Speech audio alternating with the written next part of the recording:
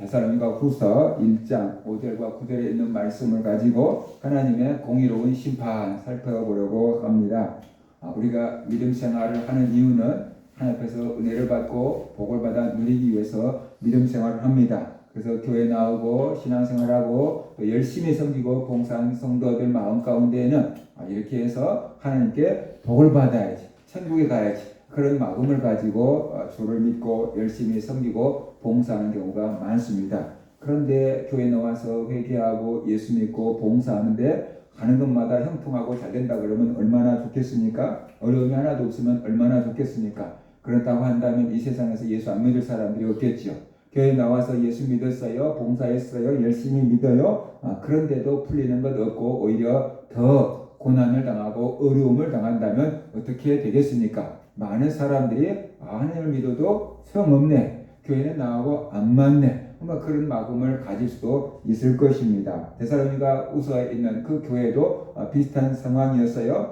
그들은 하나님 안에서 믿음이 자랐어요. 그래서 바울이 그들의 믿음이 자란 것에 대해서 앞에서 칭찬을 했습니다. 그들이 믿음이 자랐다는 증거가 뭐냐 그러면은 환난과 박해 가운데서도 성도들끼리 서로 사랑하고 있고 인내함으로 믿음을 지켰기 때문에 그들의 믿음이 자랐다라고 바울은 칭찬을 했던 겁니다. 그런데 그 본문을 보면 데살로니가 교회 성도들은 믿음이 자라고 신앙생활을 열심히 하고 있는데 계속 고난을 당하고 있다. 믿음 때문에 박해를 당하고 있다는 것이, 그들이 박해를 당했을 때 무엇을 했겠습니까? 우리가 그냥 상식적으로 생각한다 그러면 그들이 하나님께 기도하지 않았겠습니까? 하나님, 우리가 예수 믿는 것 때문에 이렇게 박해를 받고 있어요. 우리를 도와주세요. 건져주세요. 우리를 박해하는 저들을 하나님께서 어떻게 좀 손 좀 봐주세요. 이런 식으로 아마 기도했을 것 같아요. 그런데 하나님의 응답이 오기는 고사하고 박해가 갈수록 더 심해진 거죠. 그렇다고 한다면 데살로니가 성도들, 물론 믿음이 자라서 그것을 견디고 있지만 그들의 마음 가운데 여러 가지 생각이 들지 않았겠습니까? 하나님이 정말로 계실까? 하나님이 계신다면 왜 우리를 이렇게 어려운 가운데 내버려 두실까? 하나님이 계신다면 왜 성도들을 박해하고 교회를 없애려고 하는 저 사람들이 정말 심판을 받지 않고 왜 날마다 승승장구할까? 하나님 정말 계시는 걸까? 하나님이 이런 환경을 통해서 우리에게 말씀하시는 것은 무엇일까? 왜 하필 난가? 아마 그런 생각을 하지 않겠어요? 우리 성도님들이 가끔 저에게 전화해서 그런 거예요. 왜 나만 이렇게 어려움 당해야 돼요? 그렇게 질문하기도 하고 그래요. 얼마나 힘들면 그런 질문을 하겠어요? 얼마나 답답하면 그런 질문을 하겠냐고 말이에요. 내가 교회에서 열심히 일하고 봉사하고 있고 예수 잘 믿고 있는데 왜 나에게 이런 일이 닥쳐야 되느냐? 얼마나 답답했으면 그런 질문을 하겠어요. 아무튼 그 데살로니가 교회 성도들도 그런 질문, 그런 고민을 했을 것 같아요. 그래서 바울이 그런 성도들의 마음을 알고 어떤 답을 지금 제시를 하고 있다라고 볼 수가 있어요. 오늘날 살고 있는 성도들도 그런 문제들을 충분히 당할 수가 있습니다. 우리가 예수를 믿는데 여러 가지 어려움을 당하고 박해를 당합니다. 그러면 우리도 기도하죠. 그런데 그 기도한 것이 당장에 다 해결되고 막 할렐루야, 하나님 정말 살아계시네, 그러면서 우리가 얼마나 좋아하겠습니까? 간증하지 않겠습니까? 그런데 우리가 어려움을 당해서 기도했는데 하나님은 듣는 것 같지도 않고 아무 응답이 없고 갈수록 수렁이 빠진 것 같고 더 어려움이 계속되고 더 심화될 수도 있어요. 그런데 보면은 하나님을 믿지 않고 교회를 핍박하고 하나님을 대적하고 조롱하고 그런 사람들은 갈수록 형통한 경우도 종종 있거든요. 그런 것을 볼 때마다 우리의 마음 가운데 하나님은 계신가? 하나님은 계시면 왜 악인들이 저렇게 형통할까? 하나님이 계시면 왜 나는 열심히 한다고 하는데 이렇게 안 될까? 그런 생각을 하지 않겠습니까? 저도 가끔 지나다가 보면 이단들 교회가 있는데 이단들 교회가 우뚝우뚝 크게 그냥 건물로 막 세워져 있고 이단들이 새벽 예배 갔다 온다고 막 개미떼처럼 막 사람이 나오기도 하고 막 그래요. 그런 것을 보면은 왜 죽은 신을 믿는데, 왜 우상을 믿는데, 왜 이단인데 저렇게 교회는 잘 되고 하나님을 제대로 한다고 하는 교회는 왜 이렇게 안 될까? 왜 작은 교회들, 개척 교회들은 그렇게 많은데 이단들은 저렇게 수십만 명씩 될까? 하나님은 뭐하고 계실까? 그런 생각도, 그런 고민도 가끔씩 해보거든요. 근데 성도들도 아마 그러지 않았겠습니까? 그래서 바울이 본문을 통해서 그런 성도들에게 뭔가 지금 몇 가지 힌트를 주고 있다라고 보입니다. 첫 번째는 이런 고난은 하나님의 나라를 위해서 받는 고난이다라고 지금 바울은 말하고 있어요. 5절 하반절을 보면 이렇게 말씀하고 있어요. 그 나라를 위하여 너희가 또한 고난을 받느니라 라고 지금 말하고 있어요. 그 나라는 하나님의 나라를 지금 말하고 있는 거죠. 그러니까 데살로니가 교회 성도들이 지금 고난을 당하고 있는데 너희는 지금 하나님의 나라를 위해서 고난을 받고 있는 거야 라고 지금 말하고 있는 거죠. 왜 우리가 고난을 받아야 돼? 라는 질문에 하나님의 나라를 위해서 고난받고 있는 거야.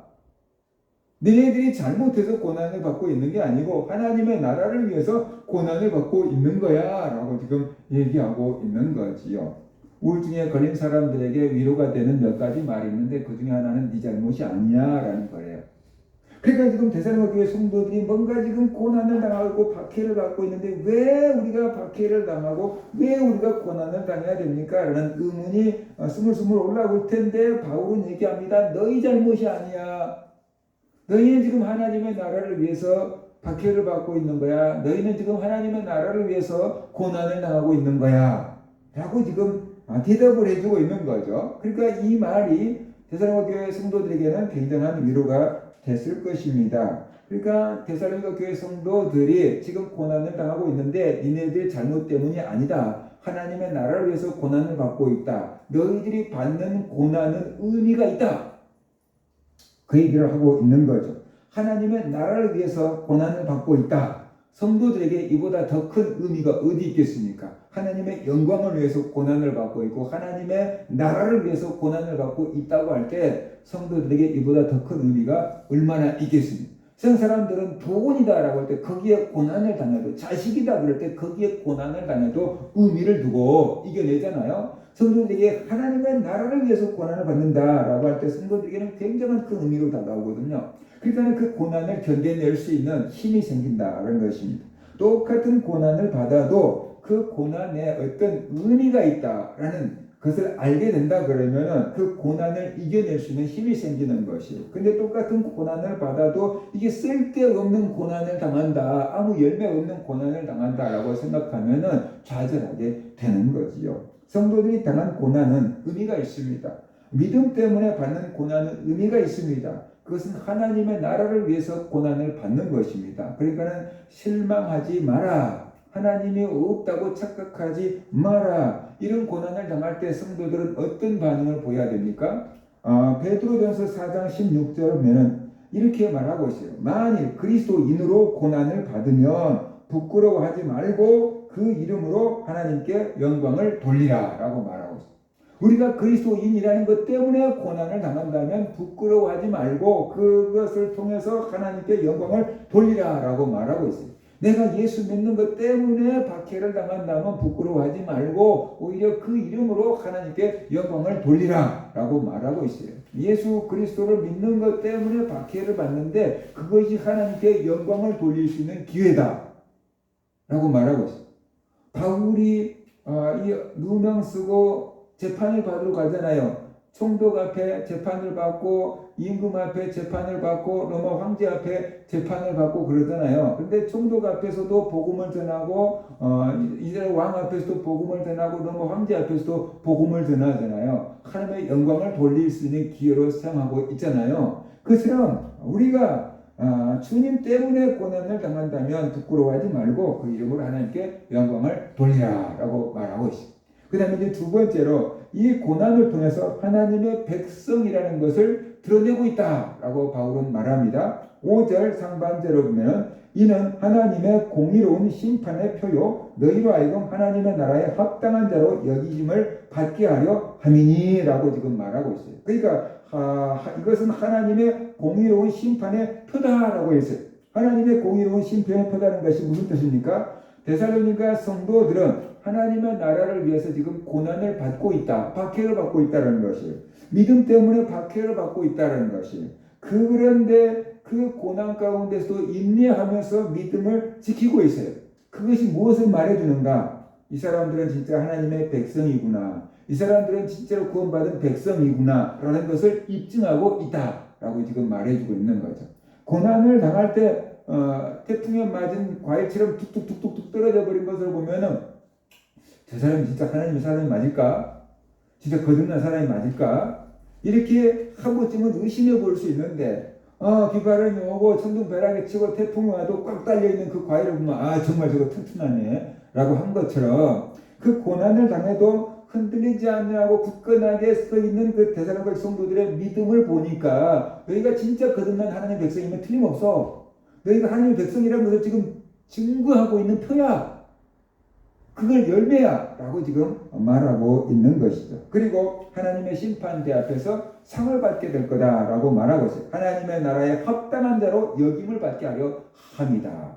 하나님의 나라에서 합당한 자로 구원받는 자로, 상 받는 자로 만들기 위해서 지금 이 고난이 있다라고 말하고 있는 거예요. 그렇다고 한다 그러면은 세상은 이들을 박해하고 있지만 하나님 입장에서는 그 박해를 통해서 성도들을 훈련시키고 있고 연단시키고 있고 천금같이 나오도록 만들고 계신다라는 뜻도 우리가 생각해 볼 수가 있는 거죠. 그죠? 운동선수들이 어떻게 해요?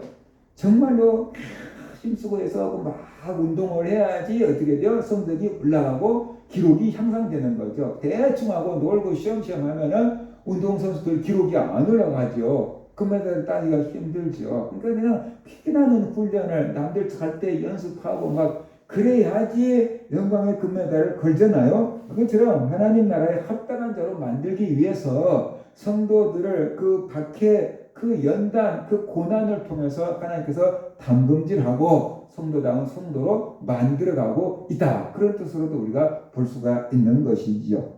그래서 하나님의 심판대 앞에서 섰을 때 우리가 하나님께 상을 받고 하나님께 구원을 받을 수 있는 존재로 만들어가고 있다라고 지금 말하고 있는 겁니다. 그러니까 이런 의미에 있어서는 하나님이 나를 하나님 나라에 합당한 자로 만들어가고 계신다. 이것이 고난 가운데서도 믿음을 내가 지킬 때 내가 하나님의 백성이고 내가 믿음이 있다는 것을 증거하는 거다. 그것을 지금 바울은 말하고 있는 겁니다.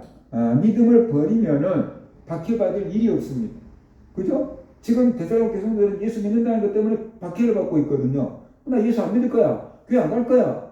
다시 세상으로 갈 거야. 하고 가버린다고 한다면 그들은 박해받을 일이 없거든요. 그런데 박해를 받아도 예수님을 부인하지 않냐고 계속 예수를 믿겠다고 하기 때문에 그들은 계속해서 박해를 받고 있는 거거든요. 믿음을 지키고 있기 때문에 박해를 받고 있거든요. 그들이 하나님의 백성이기 때문에 세상이 그들을 박해하고 그들이 하나님을 백성이기 때문에 사탄이 그들을 공격하고 있다는 것을 우리가 영적으로 알아야 되는 것이죠. 박해받는다는 것을 달리 말하면 그가 하나님의 백성답게 살고 있기 때문에 박해를 받고 있다는 것이죠. 내가 세상 사람들과 똑같이 예수를 믿는데 세상 사람들과 똑같이 어울려주고 놀아주면 세상 사람들이 우리 박해 안 해요.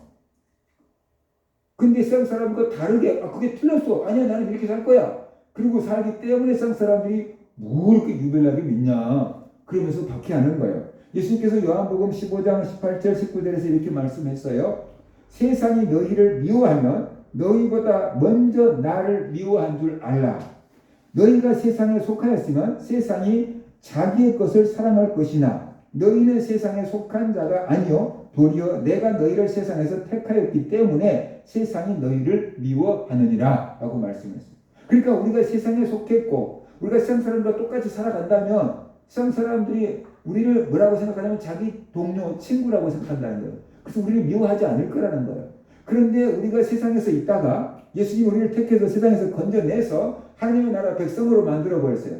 그러니까 이제 우리가 옛날에 살던 세상 방식을 버렸어요. 세상 사람들과 같이 살지 않아요. 가치관이 달라졌어요. 추구하는 게 달라졌어요. 놀던 게 달라졌어요. 옛날에는 같이 술도 먹고 놀았는데 이제 술도 먹지 않고 친구도 안 해줘요. 그러니까 세상 사람들이 우리를 어떻게 돼요? 미워한다.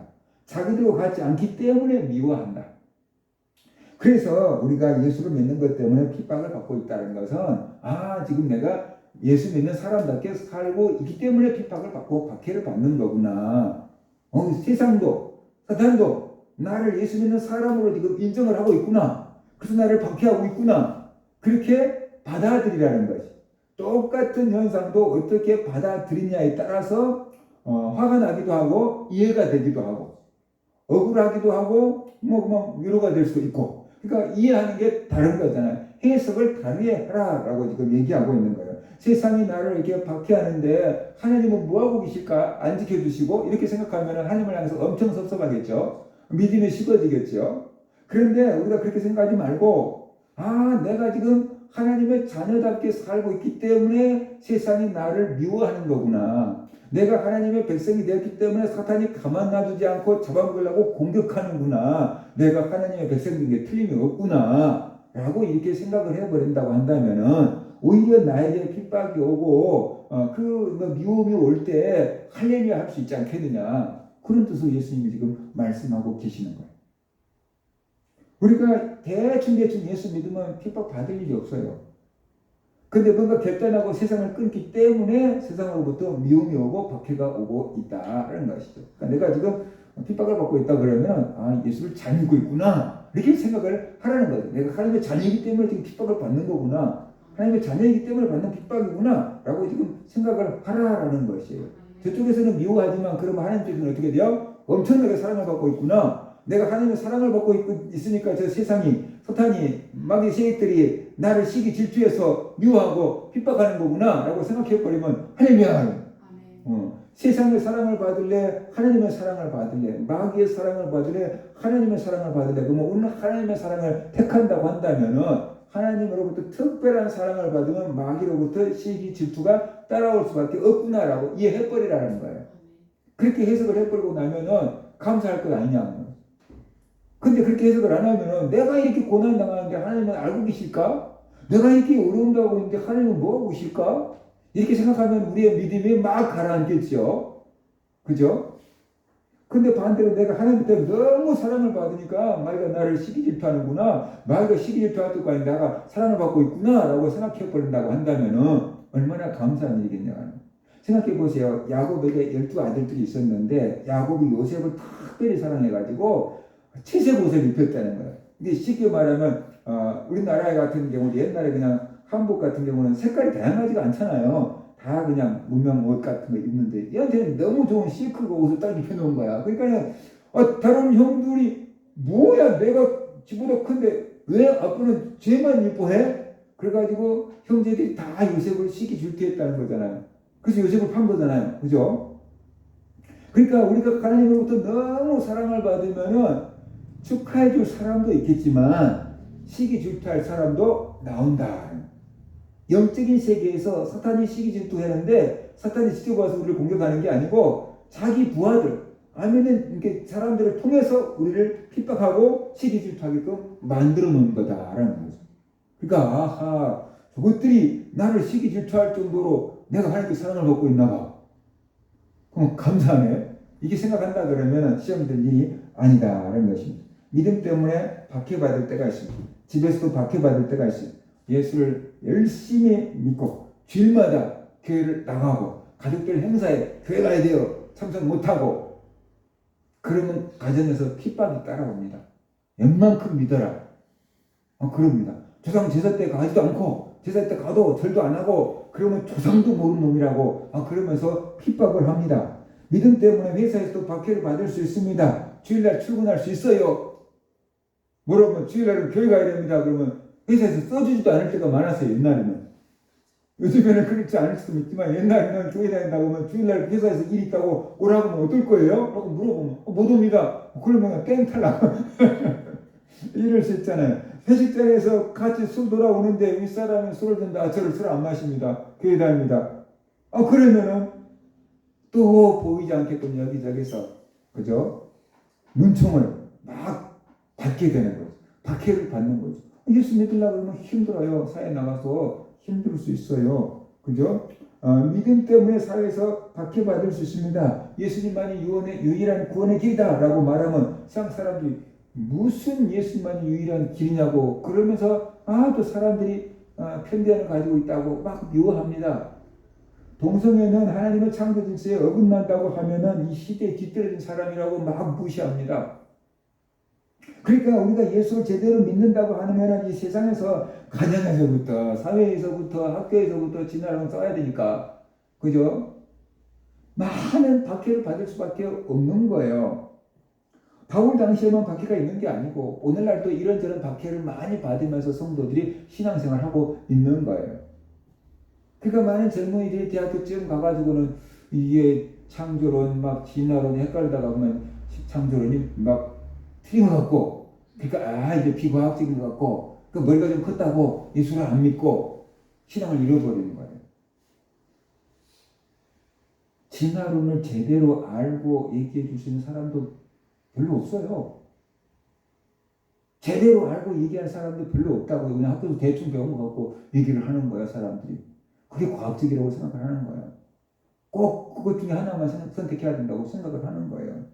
그러니까 우리가 이렇게 믿음 때문에 박해를 당한다면 내가 지금 믿음의 사람으로 보이는구나 라고 우리가 생각을 해버린다고 한다면 우리의 믿음이 흔들릴 일도 없고 오히려 하나님께 감사하고 영광을 돌릴 수 있을 것이다 그런 것입니다. 그 다음에 세 번째, 이 고난을 통해서 하나님의 상을 받게 된다라고 말하고 있어요. 실제로 보면은 환난을 받는 너에게는 우리와 함께 안식으로 갚으시는 것이 하나님의 공이십니다. 지금 환난을 당하고 있어요. 근데 하나님이 상을 주는데 뭘로 갚아주냐고 하면 안식으로 갚아준대요. 안식이 뭐예요? 쉬는 거잖아요. 가장 평안한 상태를 안식이라고. 그래서 우리가 구약에서 안식일을 지키라고 했잖아요. 안식일. 하나님 안에서 노동 쉬고 노동 다 그만두고 하나님과 함께 편안하게 쉬는 것, 그것이 안식이에요. 우리에게 들어갈 영원한 안식이 남아있다고 그랬잖아요. 우리에게 들어갈 영원한 천국이 남아있다는 뜻이에요. 그래서 이 고난을 통해서 죽을 것 같지만 망할 것 같지만 죽지 않고 망하지 않는다. 오히려 이 고난을 통해서 우리가 하나님께 상을 받게 된다라는 것이. 부자와 나사로 비유해서 주님께서 하시는 말씀이 뭐예요? 부자에게 너는 이 세상에서 호화호식하고 살았지 않느냐. 그러니까 이제 내세에는 고통 좀 당해봐. 그 다음에 나사로는 이 세상에 살 때 너무 힘들게 살았잖아. 그 여기서 지금 위로를 받느니라 그러잖아요. 그죠? 그러니까 지금 데살로니가 교회 성도들이 예수를 믿는 것 때문에 환난을 당하고 있고 고난을 당하고 있는데 하나님께서 그들에게 상을 줄 거라는 거예요.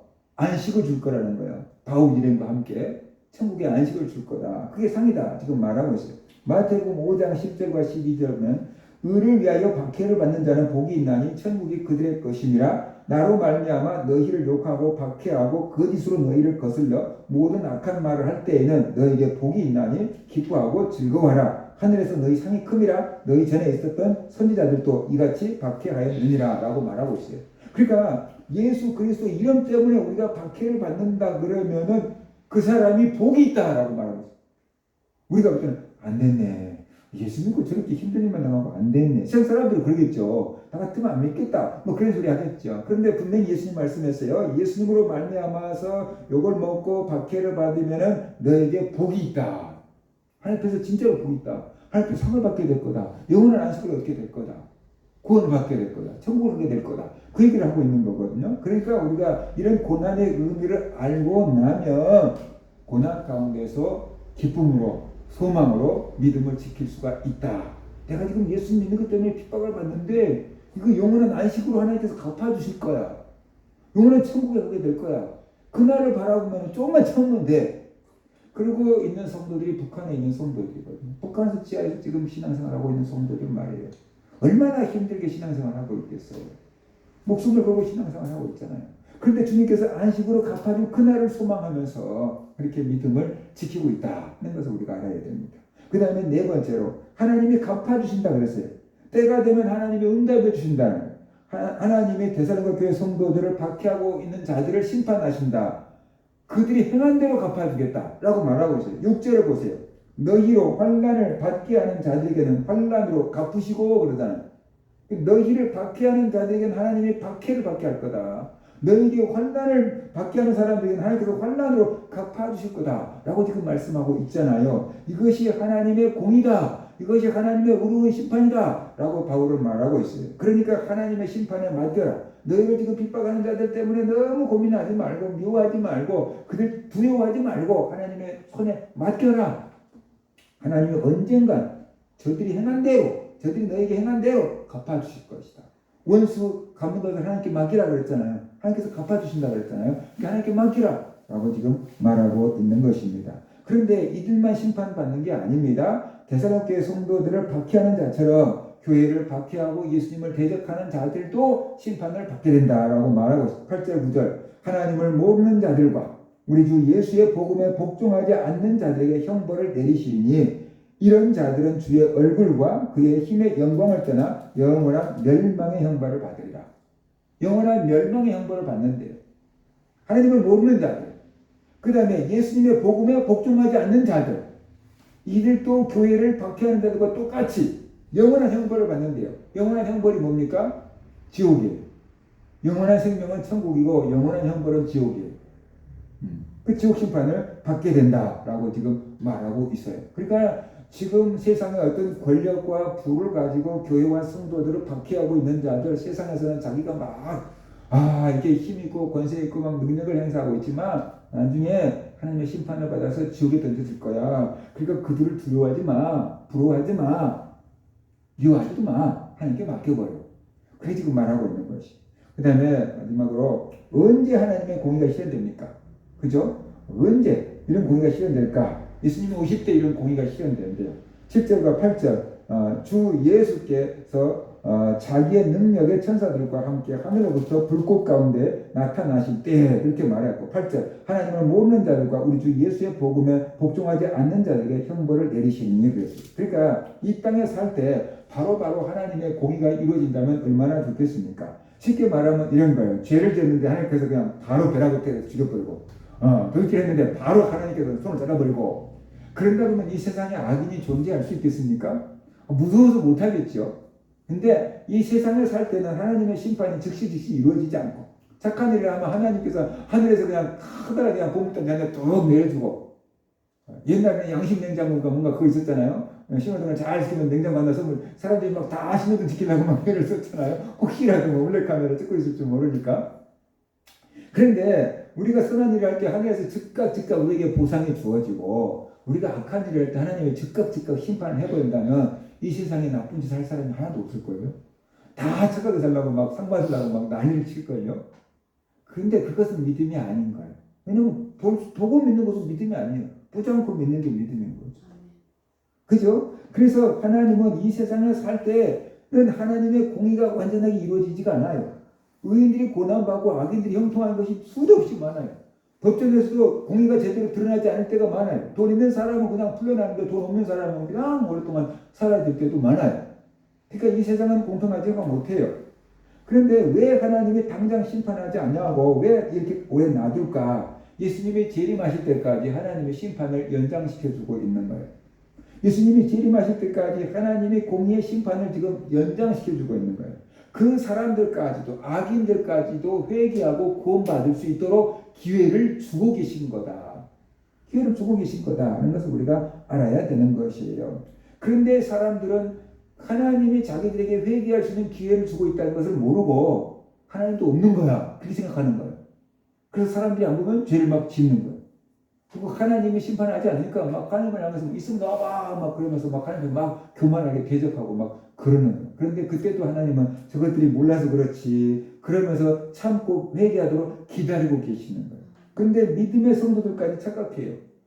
예수 믿는 나는 이렇게 힘들고 다는데 저렇게 우상 숭배하는 사람들은 왜 이렇게 잘 돼요? 하나님 믿어도 소용없는 것 같아요. 그러면서 우리들까지 믿음이 흔들리서는 안 된다라는 것이 하나님께서 지금 회개할 기회를 주고 계시는데 그죠? 언제 그 기간이 끝날지는 몰라요. 그래서 우리가 믿음을 가지고 정신을 차리고 살아가야 된다는 것입니다. 그럼 바울이 이렇게 하나님의 공의를 얘기하고 있는 이유는 뭘까요? 왜 바울은 하나님의 공의에 대해서 말씀하고 있을까요? 지금 믿음 때문에 박해를 당하고 있는 성도들에게 하나님의 나라를 위해서 박해를 받고 있다. 그리고 너희는 이 박해를 받지만 나중에 그것 때문에 하나님 나라에서 상을 받게 될 것이다. 하나님께서 반드시 너에게 상으로 갚아줄 거다. 라는 소망을 지금 주고 있는 것이. 그래서 어려움을 당해도 진짜 소망이 딱 생기면요. 그 어려움을 이겨낼 수 있는 힘이 생기는 거거든요. 그리고 지금 너희를 박해하고 있는 자들은 하나님께 심판을 받게 될 것이다. 머지않아 되든 하나님께 심판을 받게 될 것이다. 그러니까 두려워하지 말고 조금만 참아. 조금만 견뎌. 조금만 참아. 조금만 견뎌. 그렇게 지금 바울이 데살로니가 성도들을 응원하고 있고 믿음을 지탱하도록 돕고 있다는 것이. 하나님이 안 보일 때가 많습니다. 특히 우리가 고난을 당할 때는 하나님이 안 보입니다. 그러나 그 가운데에서도 하나님은 우리를 알고 계시고 보고 계시고 모든 형편을 다 돕고 계신다는 것을 믿으시기 바랍니다. 하나님께서 상을 받을 자에게 상을 주시고 벌할 자에게 심판하신다는 것을 우리가 알아야 돼. 그것이 하나님의 공이다. 예수 그리스도가 다시 오실 때 반드시 선악간의 심판이 이루어질 거다라는 것을 성경은 말씀을 하고 있습니다. 그러니까 눈에 보이는 현실만 보지 말고 하나님의 약속을 딱 붙잡고 어떤 일이 와도 현실에 흔들리지 않고 믿음을 지키며 살아가는 그런 성도들 되시기를 주의 이름으로 축원합니다. 이런 말씀 붙잡고